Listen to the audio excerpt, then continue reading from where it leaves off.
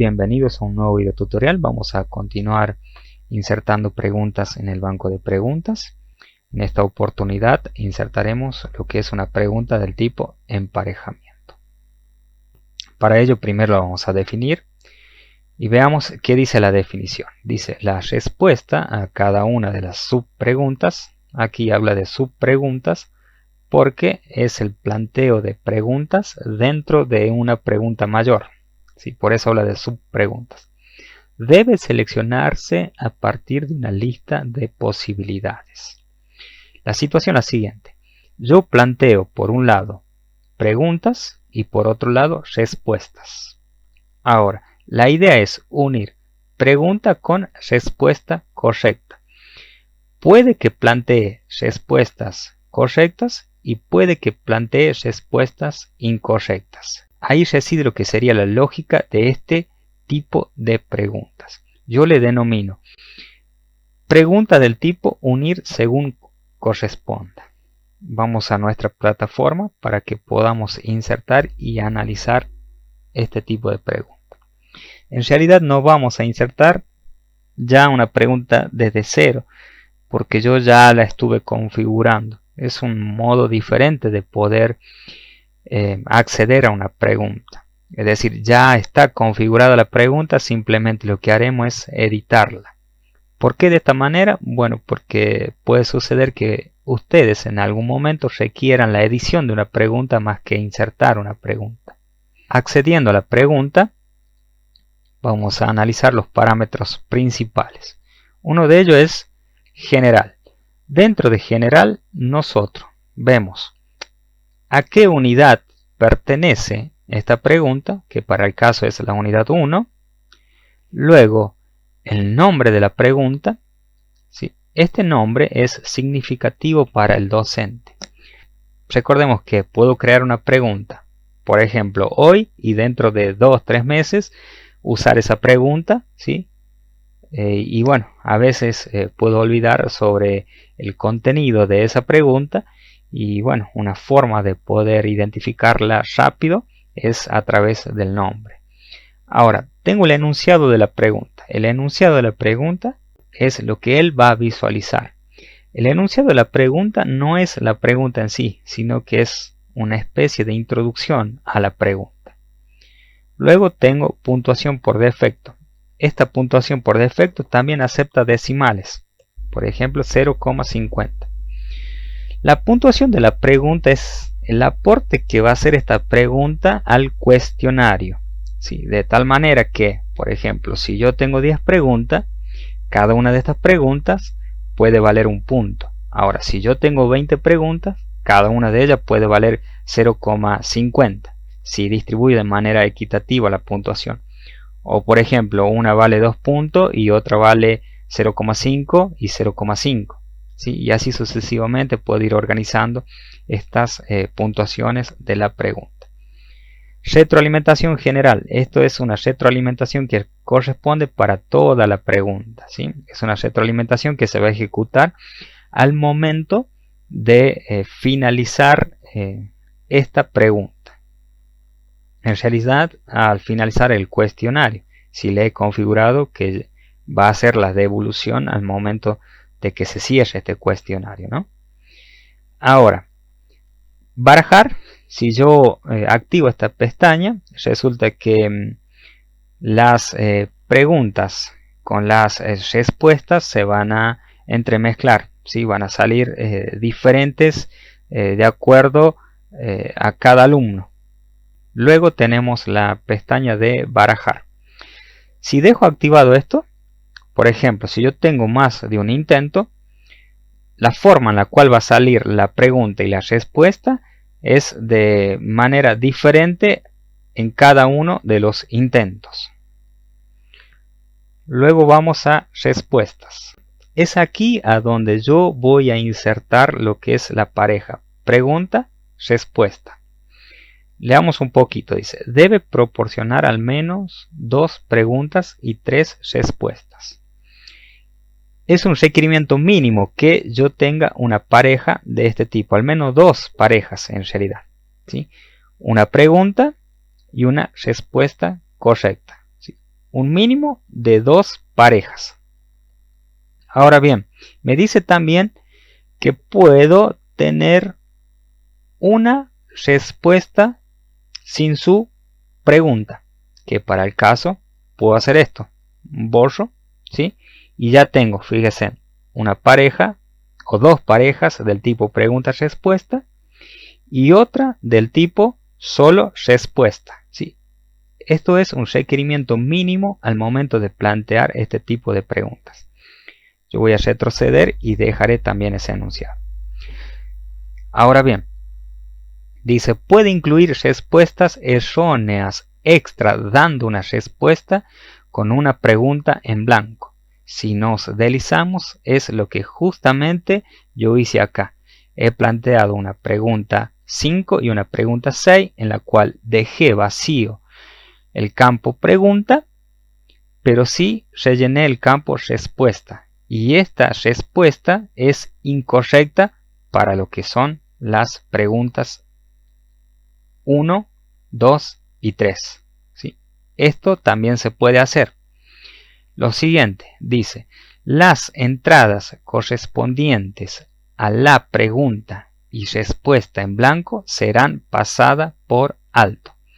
Si por ejemplo yo tengo acá una pregunta que tiene vacío el campo pregunta y a la vez tiene vacío el campo respuesta, esta será pasada por alto. ¿Sí? ¿Por qué sucede esto? Porque resulta que a veces quiero insertar más de 5 preguntas. Por ejemplo, ¿sí? Hago clic en más conjunto de espacios y esto me va a insertar 3 preguntas, respuestas, ¿sí? De tal modo que de esas 3 que se insertaron, solo voy a usar, por ejemplo, 2 y este campo va a quedar vacío. Si esto sucede, el sistema no va a tener en cuenta este campo, ¿sí? Eso es lo que nos informa aquí. Ahora, retroalimentación combinada. Esta retroalimentación se ejecuta al momento de finalizar lo que es la pregunta. ¿Cuándo se ejecuta una y cuándo se ejecuta otra? En los siguientes casos. Si el alumno responde correctamente todas las preguntas, es decir, combinó correctamente todas las preguntas con sus respectivas respuestas, resulta que la retroalimentación que se va a ejecutar es esto, para cualquier respuesta correcta. ¿Sí? Ahora bien, si el alumno de 5 preguntas, 3 son correctas y otras 2 son incorrectas, se ejecuta esta retroalimentación. Si el alumno no responde correctamente ninguna respuesta, es decir, no logra unir correctamente ninguna pregunta con sus respectivas respuestas de manera correcta, se va a ejecutar esta retroalimentación. Ya lo vamos a ver a esto. Múltiples intentos.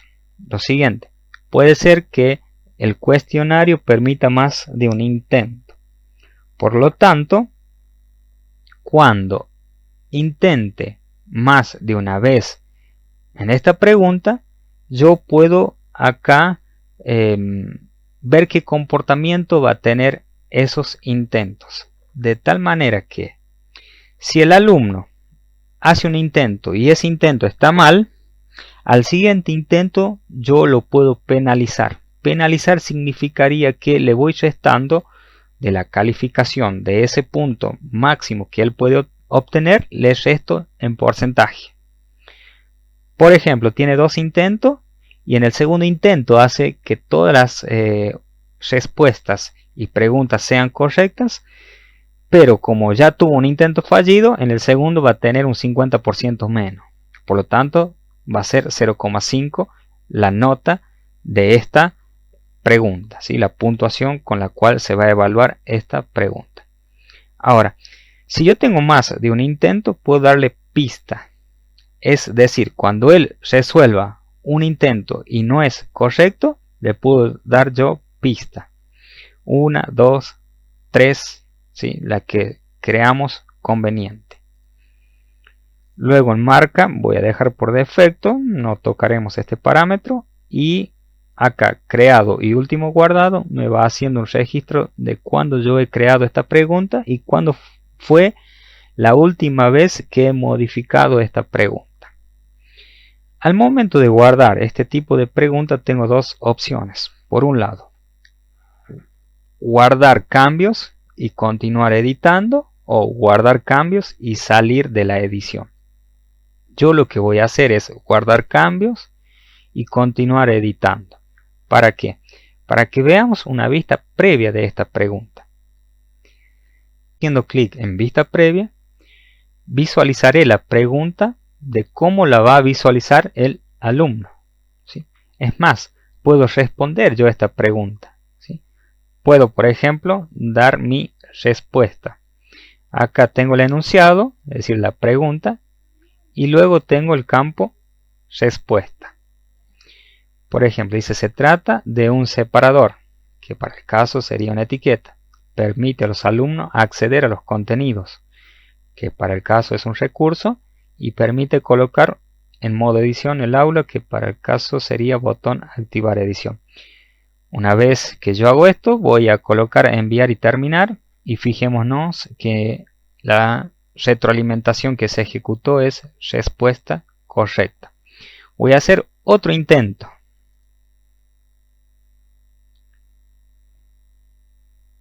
Pero en este intento solo va a ser que dos preguntas sean correctas. Se trata de un separador, puede ser una etiqueta o es una etiqueta. Permite a los alumnos acceder al contenido, recurso, y acá permite colocar en modo edición el aula. A propósito, yo coloqué estas respuestas incorrectas. Para el caso, por ejemplo, es el lugar de presentación y publicación de entrada y ficha de libro, que no corresponde a ninguna de estas preguntas, y voy a enviar y terminar. ¿Sí? Aquí se ejecuta la retroalimentación respuesta parcialmente correcta. Ahora, si todas son incorrectas, me va a ejecutar la retroalimentación respuesta incorrecta. Bien, también podemos observar acá de cómo va cambiando la puntuación de esta pregunta. De tal modo que si yo obtengo del total de preguntas correctas solo 2, me da un porcentaje. Y ese porcentaje se aproxima al ideal, ¿sí? Voy a modificar y voy a hacer que en lugar de que sea 0,5, esta pregunta va a calificar con un punto. Por lo tanto, voy a cerrar esta vista previa, voy a ir a general y le voy a colocar un punto. Como verán, acepta también decimales. Voy a guardar cambios y continuar editando.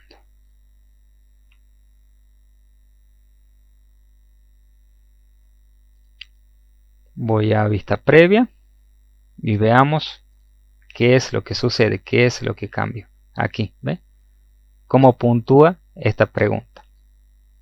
Lo interesante aquí es que, por ejemplo, en un momento determinado para el cuestionario puedo colocar que vale 0,5 esta pregunta y para otro momento un punto. Es por ello que permite este tipo de preguntas esa edición. En realidad todas las preguntas permiten edición, ¿sí? Voy a cerrar. Y algo interesante también, el campo pregunta no solo admite texto, sino que también yo puedo insertar una imagen. ¿Sí? Simplemente hago clic en imágenes y busco una imagen en mi computadora y le doy a insertar. Con esto, en lugar de que la pregunta se haga a través de texto, la hago a través de una imagen. ¿Sí? Pero bueno, para el caso voy a dejar texto. Ahora, lo que voy a hacer es directamente salir ya de la pregunta, guardar cambios. Listo, con esto ya tengo una pregunta del tipo emparejamiento insertada en la unidad 1 y configurada debidamente. Sé que se hizo un poquito largo el video tutorial, pero creo que fue bastante productivo porque hicimos pruebas, insertamos, más que insertar una pregunta fue editar una pregunta, y vimos el comportamiento de lo que es esta pregunta, ¿no? Así que bien, es lo que quería abarcar en este video tutorial. Hasta un próximo.